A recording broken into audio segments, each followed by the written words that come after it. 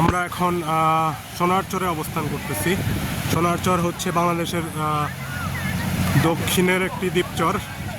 এটা একটা সমুদ্র সৈকত, আপনারা হয়তো দেখতেই পাচ্ছেন, এবং সম্পূর্ণ এটি একটি ম্যানগ্রোভ বন, এই যে সংরক্ষিত বন, পটকা কচিখালির মতো এটা সংরক্ষিত একটা বন, যে বনে শিয়াল, শূকর, হরিণ সহ বেশ কিছু বন্যপ্রাণী আছে, পাশাপাশি প্রচুর পাখি আছে। আর এই পাশে হচ্ছে এটা পুরোটাই বঙ্গোপসাগর, অনেকটা সুন্দরবনের দুবলার চরের মতো।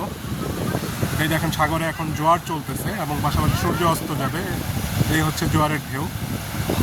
আমরা কথা দিয়েছিলাম, আমরা এই দ্বীপগুলো এতদিন অ্যাডভেঞ্চার প্রিয় ট্যুরিস্টদের জন্য শুধু ছিল, তারা এখানে আসতো, ভালো খাবার ব্যবস্থা ছিল না, অনেক রিস্ক নিয়ে মাছের বোটে আসতে হতো, পাশাপাশি এখানে ক্যাম্পিং করে থাকতে হতো।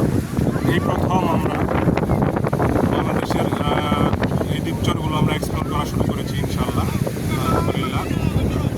আমরাই প্রথম লাক্সারি এসি জাহাজ নিয়ে ৭৫ জন সম্মানিত অতিথি, সিনিয়র সিটিজেন থেকে শুরু করে শিশু থেকে শুরু করে সবাইকে নিয়ে আমরা এই দ্বীপে এসেছি। আমাদের সাথে আছেন গণতন্ত্রী বাংলাদেশ সরকারের সচিব মহোদয়, পাশাপাশি কবি, সাহিত্যিক, মিডিয়া পার্সন হিল্লুল ভাই সহ আরও অনেকেই।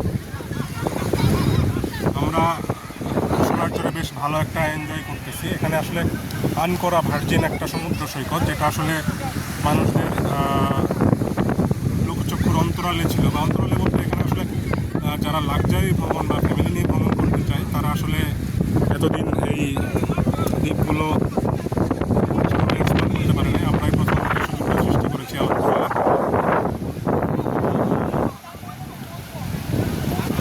আমাদের জাহাজ একটু দূরে নোঙর করা আছে, আমরা ওই ছোটো বোটটা দিয়ে আমরা নোঙর করেছি।